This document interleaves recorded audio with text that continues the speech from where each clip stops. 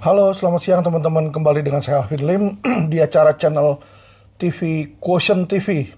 Teman-teman, kemarin ini saya ada bikin video berjudul Kisah Anak Sembilan Naga dan banyak komentar dan bahkan ada beberapa komentar yang mungkin sedikit miring dan gak percaya ya teman-teman ya, tentang pengalaman hidup saya di Amerika Serikat dan pengalaman bekerja saya di bank bisa sampai jadi wakil presiden teman-teman. Jadi hari ini saya akan buatin video untuk memperjelas juga memberikan bukti-bukti.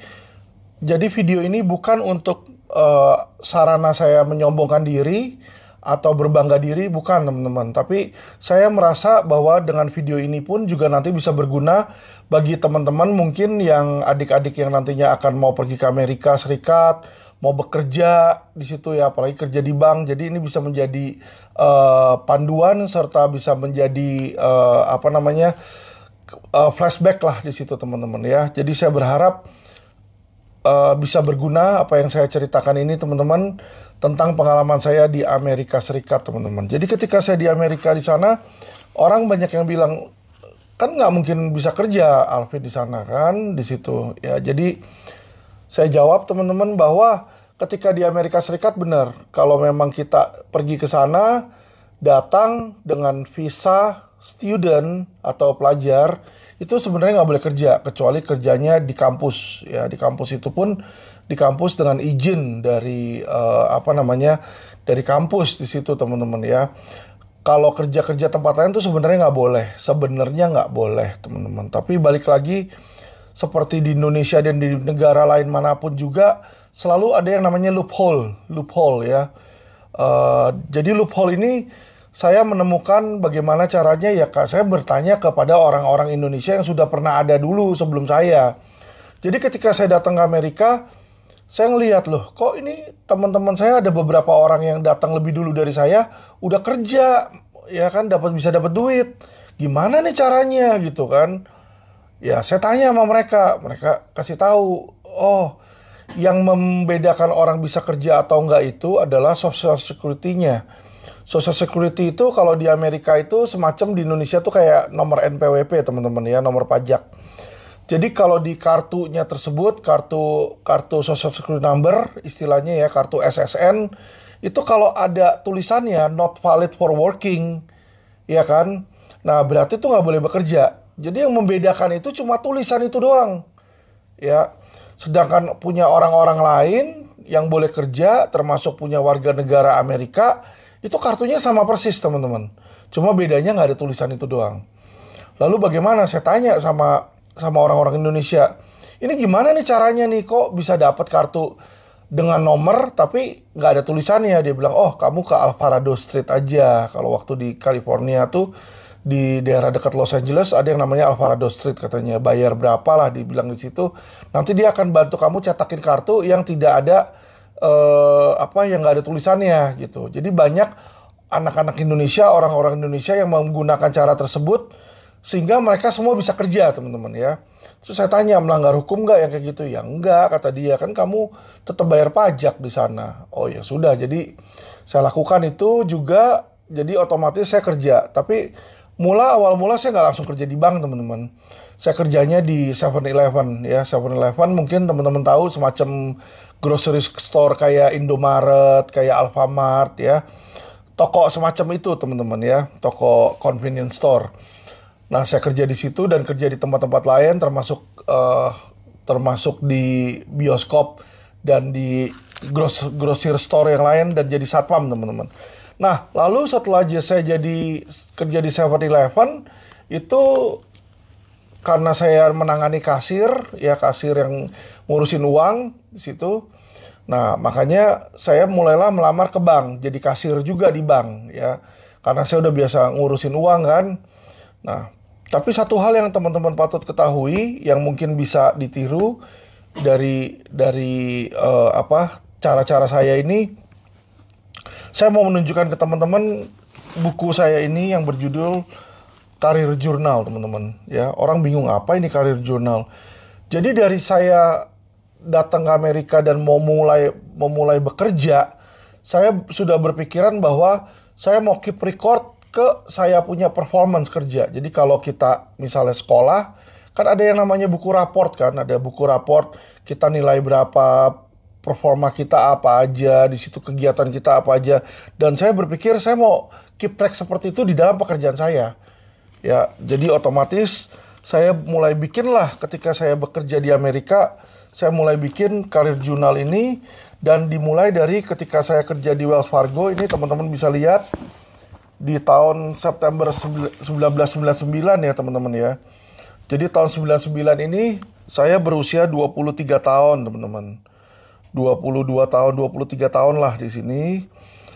Saya mulai kerja sebagai Customer Service Representative di sini, CSR. Jadi sebenarnya ini Customer Service ini juga menjabat sebagai teller. Ini kalau teman-teman lihat ditulis di sini. Ini performance review, exit review, ya teller atau CSR. Dan kalau dilihat di sini rating saya, kinerja saya sangat bagus ya teman-teman ya. Jadi dari target tuh 146%, 137%, 253%, 374% ya. Dan performa saya bagus sekali di sini teman-teman. Ini waktu saya kerja di Wells Fargo nih, mulai dari teller saya diangkat, akhirnya dari teller ini saya jadi personal banker teman-teman. Ya, jadi naik tingkat lagi. Tadi September sampai Januari. Jadi dalam 3 bulan itu saya naik tingkat teman-teman. Sekarang dari Januari 2000 sampai April, dalam 3 bulan ini saya jadi personal banker. Kalau teman-teman lihat nih, kartu nama saya udah beda, personal banker. Dan di sini saya dapat bonusnya aja dalam waktu 1 bulan tuh $5.000. Jadi sangat lumayan sekali waktu itu ya. $5.000 tuh kalau uang Indonesia kan 75 juta teman-teman ya. Karena kenapa? Performa saya teman-teman bisa lihat 300%, 400%, 200%, 377%. Ya, mereka melihat bagaimana cara personal banker itu melayani.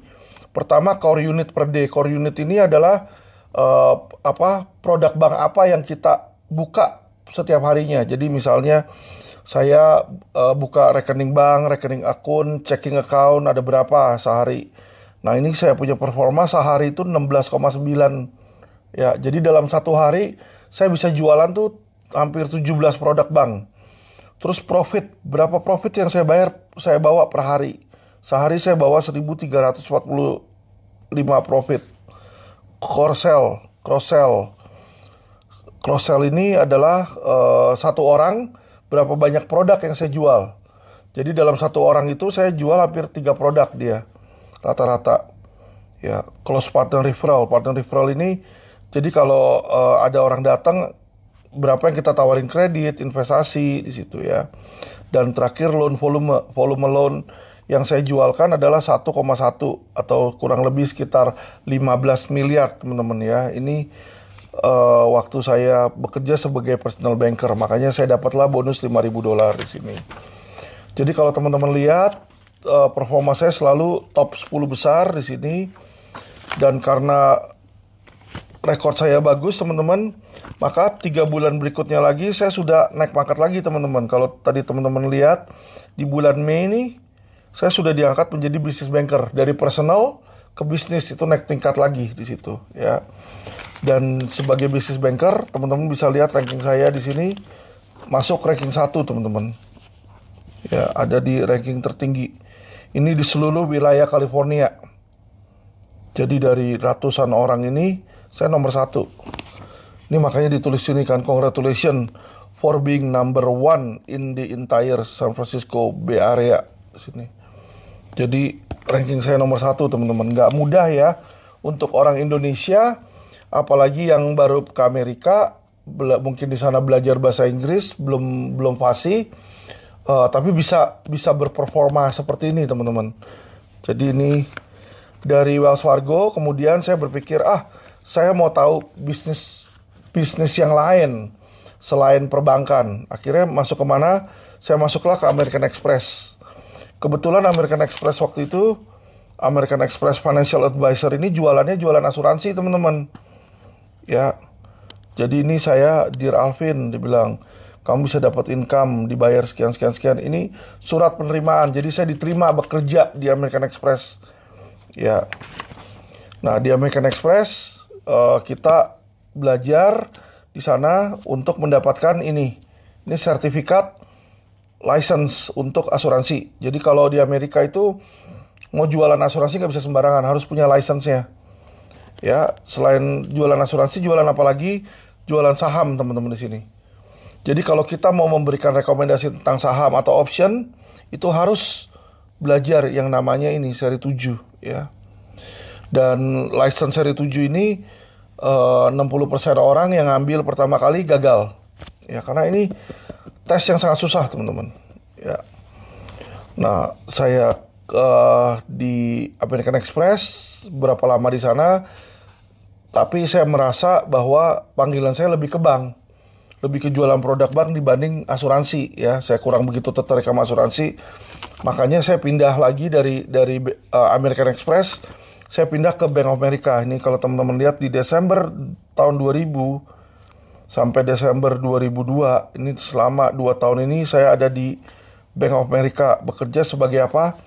Teman-teman lihat di sini, jabatan saya asisten vice president ya. Nah, sebagai asisten vice president, kinerja saya juga baik, dapat penghargaan. Ini teman-teman lihat dari Liam McGee, presiden banknya, presiden Bank Amerika. Juga di sini dapat penghargaan lagi, Bank Amerika lagi di sini. Dan kalau teman-teman lihat, 3 bulan pertama saya kerja di Bank Amerika, langsung peringkat nomor 1 lagi nih teman-teman, dari 200 lebih orang. Ya, dari 200 lebih nama orang di sini, saya nomor 1 nih, Lim Alvin. Kalau dilihat di sini ya, congratulations. Dan teman-teman bisa lihat di sini performa saya ini apa? Kalau tadi performa jualan, kalau ini performa manajemen, aset manajemen. Jadi portfolio manajemen saya, performanya ini ketika pertama kali saya masuk, berapa dananya di sini, ya kan? 21 juta. Saya naikin 2 kali lipat. Ya, jadi kalau teman-teman lihat ini dalam 3 bulan saya bisa doublein uang orang di situ. Makanya performa saya bagus. Di sini teman-teman bisa lihat lagi, saya nomor 1 lagi di quarter berikutnya. Jadi tiap 3 bulan selalu nomor 1, nomor 1, nomor 1. Dan teman-teman bisa lihat di sini ditulis rank number 1 in the state. Nih. Ya, ini performa review saya nih. Ya, jadi teman-teman bisa lihat ini bukan sesuatu yang fiktif, teman-teman. Dan di sini sebelah kiri saya adalah slip gaji. Jadi kalau teman-teman lihat di sini slip gaji dari tanggal 1 sampai tanggal 15 di bulan Agustus ini, ya selama 2 minggu. 2 minggu gaji saya 28 ribuan nih teman-teman ya. 28 ribu lebih. Jadi kurang lebih berapa 28 ribu? Kalau di Indonesia ini dirupiahkan sekitar 450 juta teman-teman ya. 500 juta lah, karena sekarang udah mau 16 ribu ya, 16 juta, 500 juta 2 minggu. Berarti 1 bulan gaji saya tuh kalau dihitungan rupiah nih, gaji saya udah 1 miliar teman-teman sebulan ya. Ini bisa dilihat berikutnya lagi juga sama, gaji saya tanggal 1 Septembernya sampai tanggal 15 ya, sama 29 ribu di sini, 28, 29 ya, sekitar segitu teman-teman ya. Jadi teman-teman bisa lihat bahwa di Amerika pun 1 bulan gaji saya sudah 1 M. Jadi setahun tuh udah 12 miliar. Jadi kalau ada lawyer-lawyer sombong di sana yang bilang ketika dia muda itu duitnya udah banyak dan dia sekarang ini udah sukses, ya dia harusnya ukur ketika dia berusia kayak saya 25 tahun, apakah sudah bisa menghasilkan 1 miliar sebulan teman-teman. Itu yang perlu dipertanyakan. Balik dari Bank Amerika, karena performa saya bagus, saya direkrut. Ini kan tadi di sini saya asisten vice president di Bank Amerika. Di United Commercial Bank saya sudah jadi vice president teman-teman. Saya mengepalai commercial banking division. Jadi kalau tadi sebelumnya retail dan premier, di sini saya masuk ke komersial. Bedanya apa? Commercial banking ini adalah perusahaan-perusahaan besar, teman-teman ya. Jadi lebih menangani klien-klien yang business owner di situ. ya. Jadi lebih ke loan buat perusahaannya mereka. Dan ini apa namanya, proposal mereka untuk penerimaan saya bahwa saya diterima kerja di sana. Lalu habis itu saya pindah juga ke US Bank karena kenapa? United Commercial Bank ini terlalu kecil, teman-teman. Jadi saya pindah ke US Bank, dan di US Bank ini saya pangkatnya juga sudah naik Vice President. Ya, dan teman-teman bisa lihat di US Bank ini saya dapat banyak penghargaan. Ini dari gereja nih, The Essence. Ini dapat penghargaan dari Wali Kota San Francisco, Willie Brown. Ya, ini foto bersama Wali Kota San Francisco. Ini foto bersama senior Vice President banknya di sana. Dan teman-teman bisa lihat saya di sana balik lagi nomor 1, ranking nomor 1 lagi dari ratusan region yang ada. Ya, jadi region saya ini selalu nomor 1, teman-teman. Jadi kalau teman-teman lihat di sini, apa yang menentukan kesuksesan di sini? Kesuksesannya adalah bagaimana cara saya membawa nasabah masuk, teman-teman. Ini menentukan bagaimana orang bisa sukses atau enggak di dalam sebuah bisnis adalah membawa klien atau membawa customer masuk. Jadi kalau Anda punya bisnis, ya, untuk bisnis Anda bisa sukses, maka Anda harus bisa menarik audiens, harus bisa menarik pembeli, harus ada demand yang mau beli bisnis Anda. Kalau enggak, bisnis Anda tidak akan maju. Jadi itu adalah kunci nomor 1, teman-teman, ya. Kalau teman-teman lihat di sini, karena saya nomor 1, maka gaji saya pun juga sangat tinggi. Di situ kalau tadi sebelumnya 28.000, ya teman-teman, di US Bank ini gaji saya udah 40 ribuan, teman-teman. Ini bisa dilihat di sini, ya.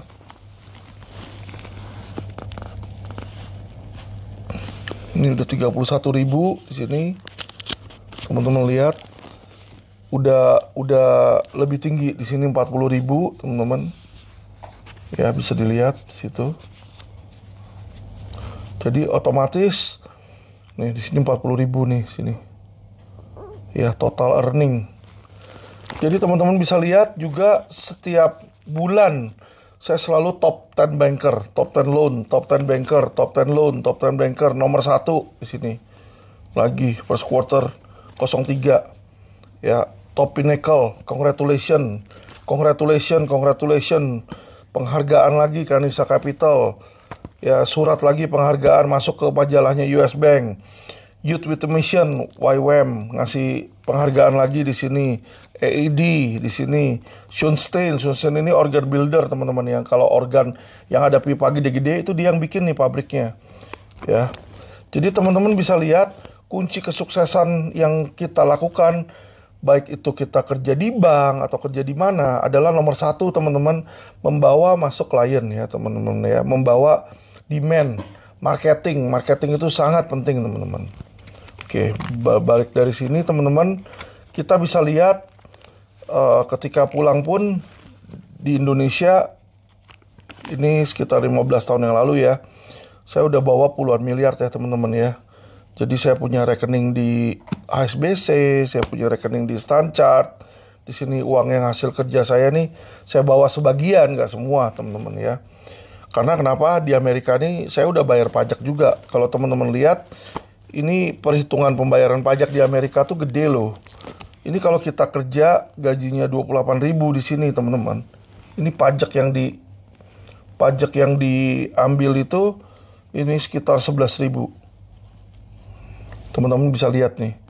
Kalau Anda menghasilkan 28.000 di Amerika, pajaknya tuh 11.000, Anda cuma terima 17.000 sebenarnya. Ya. Jadi kalau orang-orang bilang bayar pajak, saya di Amerika udah bayar pajak. Saya dapat uang di sini, kumpulin uang di Amerika, uang saya puterin, saya udah bayar pajak di sana. Jadi saya nggak perlu bayar lagi di Indonesia. Karena ini adalah penghasilan yang saya hasilkan di Amerika, bukan di Indonesia, teman-teman, ya. Jadi untuk teman-teman ketahui bahwa itulah rahasia sukses pertama kalau kita keluar negeri ke Amerika, gitu ya. Teman-teman harus apa? Harus rajin. Kenapa? Karena saingan kita banyak. Saingan saya pun di sini adalah orang-orang bule. Di sana yang mungkin mereka lebih pintar bahasa Inggris, tapi karena saya lebih cekatan, lebih rajin, dan lebih berkomitmen, maka performa saya juga bisa bagus, teman-teman, ya. Jadi ini pelajaran untuk teman-teman, dan bagi yang pesimis tidak bilang saya, masa sih jadi wakil presiden di sana Iya kan, vice presiden, kok bisa jadi vice presiden? Nggak mungkin Alvin Lim jadi vice presiden. Bohong itu, di Amerika bisa kerja, di Amerika kan nggak bisa kerja. Saya sudah menunjukkan ini teman-teman ya. Jadi ini hal yang sangat simpel, dan juga kalau orang yang mengenal saya di Amerika bisa tanya ke sana, mungkin ke gereja AFGF kan, pendetanya Pak Fendi di situ, Pastor Fendi, atau di gereja AFGF Pinol ya, Pastor Sugi. Coba tanya ke mereka, benar nggak saya kerja di bank di sana ya. Sehingga jangan sampai ada fitnah teman-teman ya, karena semua yang saya bicarakan ini bukan hoak dan juga bukan berbohong ya. Yang saya bicarakan ini benar teman-teman. Jadi di Amerika pun saya ke sana sendiri, bisa teman-teman, dari posisi teller yang di bawah, kalau teman-teman lihat dalam 2,5 tahun menjadi vice president ya. Apa kuncinya? Kerja keras, kemauan di situ ya, dan pantang menyerah teman-teman, dan itu sangat penting ya. Jadi saya harapkan bagi teman-teman, kalau saya aja di Amerika bisa sukses dan saya balik ke Indonesia, saya buktikan lagi di Indonesia ini, saya dari pertama kali backgroundnya keuangan, perbankan, saya kuliah hukum lagi teman-teman, kuliah hukum mulai dari nol, ya kan, kuliah hukum, saya baru lulus kuliah tuh 2017, ya teman-teman, 2017 yang lalu, 2017 baru selesai lulus kuliah, jadi lawyer, punya law firm sendiri 2019 teman-teman. Ya, tapi sekarang 2024, dalam 5 tahun law firm saya ini sudah hampir sekelas dengan Hotman Paris ya. Jadi apa yang maksud saya ini bicara bukan untuk menyombongkan diri ya, tetapi biar teman-teman tahu, saya sesuatu yang memulai dari bawah saja bisa dalam 5 tahun ini ya menjadi salah satu law firm terbaik teman-teman ya. Bahkan dalam beberapa kasus bisa mengalahkan Hotman Paris di situ ya. Hotman Paris pun sekarang numpang tenar ke saya teman-teman. Tiap kali teman-teman bisa lihat di Facebooknya dia selalu nyinyirin saya terus gitu. Lawyer mantan napi di situ. Ini kan sesuatu achievement sebenarnya kalau teman-teman lihat ya. Kenapa? Saya law firm 5 tahun, itu 2 tahunnya saya di dalam tahanan loh. Jadi law firm saya ini efektif ini sebenarnya baru 3 tahun teman-teman. Ya, 3 tahun saya punya performa itu sudah sebanding dengan 40 tahun Hotman Paris. Ya, jadi bisa dibayangkan. Apa maksud saya di situ adalah bukan ilmu hukumnya. Ya, bukan ilmu seseorang yang menyebabkan seseorang itu sukses, teman-teman ya. Saya bisa jadi wakil presiden di bank bukan karena ilmu saya ngomong bahasa Inggris saja masih belepotan, teman-teman. Tapi faktor terpenting lainnya adalah kemauan ya. Kerajinan kita, integritas kita, itu yang lebih dilihat, teman-teman. Ya, jadi saya memberikan motivasi kepada teman-teman, kepada masyarakat Indonesia sekalian, jangan malas. Jangan pula cepat patah semangat, ya. Banyak orang-orang yang dari bawah yang miskin itu bisa kaya, ya. Dan jangan iri dengan kesuksesan orang lain. Kita melihat orang lain sukses terus kita iri, jangan. Justru yang kita harus lakukan ketika kita melihat orang lain sukses, kita harus bisa lebih sukses dari dia. Kita bekerja keras, hasilkan biar lebih sukses, ya teman-teman. Kalau teman-teman lihat sekarang saya adalah seorang lawyer yang berhasil, ya kedepannya saya akan menjadi entrepreneur, teman-teman ya. Saya pengen buka bisnis-bisnis untuk apa? Untuk menciptakan lebih banyak lapangan pekerjaan bagi masyarakat Indonesia. Ya, tujuan saya adalah berbagi. Ya, bukan mengambil, ya. Saya mau berbagi rezeki yang saya punya, tapi dengan cara ya agar orang itu termotivasi, ya. Saya tidak suka, saya bukan tipe orang ya, teman-teman, yang ada orang miskin, ayo kita kasih semua orang miskin. Sebenarnya itu bukan sesuatu yang baik, teman-teman. Karena kalau kita memberikan saja ikan kepada orang di situ, pertama kita bisa menyebabkan orang itu menjadi malas. Dia berpikir, besok juga gue nggak bisa makan atau nggak bisa minum, nggak bisa apa, saya minta sama Alvin aja deh, gitu kan. Membikin orang itu jadi malas, ya. Jadi saya lebih suka memberikan kepada orang pancing dibanding ikan, ya. Saya kasih tahu teman-teman, untuk menjadi kaya itu Anda tuh perlu pancing, bukan perlu ikan. Ya. Nah, kalau saya membuka lapangan pekerjaan, saya punya perusahaan di mana nanti masyarakat bekerja di situ, maka setiap bulan, setiap kali dia bekerja, dia akan menghasilkan ikan tersebut, teman-teman ya. Bisa dapat duit tiap bulan. Jangan kita kasih uangnya, tapi kita kasih mata pencahariannya. Ya, dan itu yang saya mau lakukan, ya. Jadi kalau saya tidak menanggapi orang yang sering minta-minta duit, ya bukan berarti saya pelit atau bukan berarti saya jahat, tidak. Justru saya tidak mau membuat orang menjadi malas, teman-teman. Ingat itu. Saya mau orang-orang itu rajin dan punya uang dari mata pencarian sehingga orang tersebut bisa menjadi berkat lagi bagi orang lain, teman-teman ya. Jadi saya mau menciptakan orang-orang yang bisa punya berkat, teman-teman. Kedepannya grup bisnis saya yang bernama Quotient Group ini akan memiliki beberapa lini, teman-teman ya. Yang udah ada sekarang pastinya hukum ya, makanya namanya LQ. Q itu quotient ya, L-nya legal quotient, makanya LQ law firm. FQ financial quotient ya, financial itu keuangan, quotient itu kecerdasan. Jadi finance quotient-nya adalah apa? Mengajarkan orang itu bagaimana cara untuk kaya ya.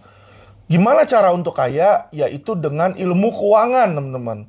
Teman-teman bisa lihat tadi bagaimana saya dari teller bisa naik menjadi wakil presiden.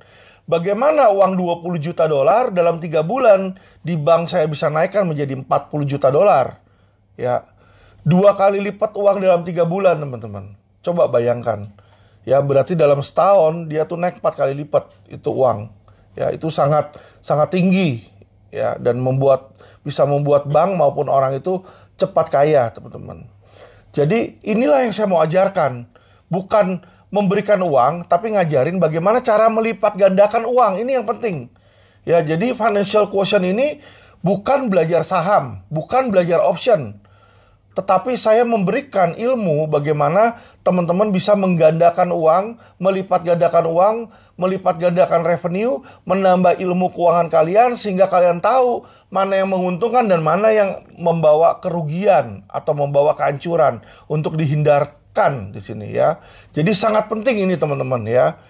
Dan ilmu yang saya ajarkan ini adalah otodidak, tidak akan Anda temukan di universitas manapun, di tempat kuliahan manapun, tidak akan ditemukan. Karena ini adalah otodidak, apa yang saya dapatkan dari saya punya pengalaman dan saya punya pengetahuan, teman-teman ya, dari bekerja. Oke, teman-teman, saya rasa itu saya juga ingin agar teman-teman juga bermotivasi, semangat dalam hidup ya, jangan pantang menyerah di situ. Kalian harus ingat bahwa untuk menjadi sukses, yang terpenting bukanlah mencari modal dulu. Banyak orang selalu berpikir, gimana caranya gue cari modal dulu. Tidak, itu salah, teman-teman. Yang terpenting untuk Anda sukses adalah bagaimana Anda punya ilmunya dulu.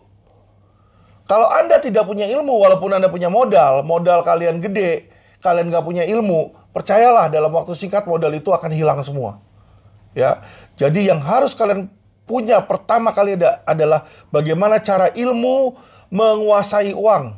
Jadi uang itu bisa dikuasai, uang itu bisa kita kontrol, uang itu bisa kita koordinir, uang itu bisa kita lipat gandakan. Itu ada ilmunya, teman-teman ya. Jadi kalian pelajari dulu ilmunya, setelah kalian mempelajari ilmunya, barulah kalian cari modal. Ngerti ya, teman-teman ya. Jadi modal utama ilmu itu kalian bisa dapatkan apabila kalian ikut training seminar saya ya. Training seminar saya ini tiap bulan selalu penuh karena saya kasih harga sangat affordable ya, sangat terjangkau. Cuma 15 juta doang, teman-teman ya, untuk 3 hari training. Di situ kita adakan di hotel, saya training dan mereka juga bisa berkonsultasi di situ. Jadi di dalam training ini kalau ada yang mereka tidak tahu, saya akan jawab langsung. Ya, sehingga ini adalah hal yang sangat berharga. Saya bilang sama teman-teman ini murah. Kenapa sangat murah, teman-teman? 15 juta untuk 3 hari.